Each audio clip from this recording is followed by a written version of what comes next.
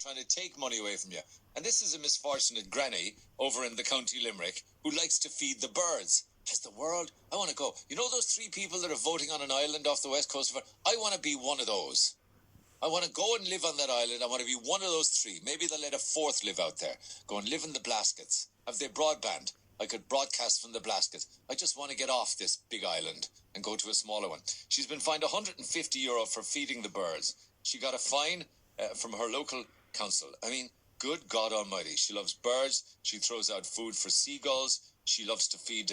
I guess in Limerick. In Limerick, she's probably feeding horses on the green.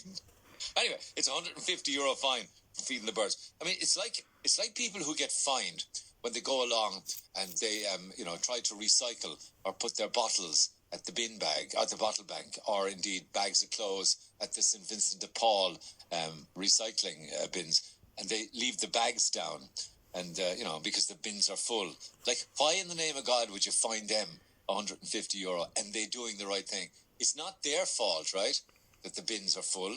They're still doing their civic duty. They're like, if they wanted to dump things, they'd throw them out the window of a moving vehicle, or they'd go down a country lane and dump them in a hedge or a ditch. They're literally leaving the clothing or the bottles at the recycling centres because the damn things are full. So they are civically minded. So they also get €150 fine.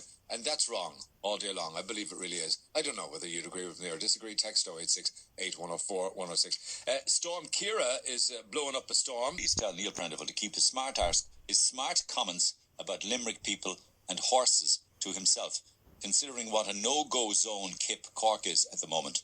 People in glass houses and all that.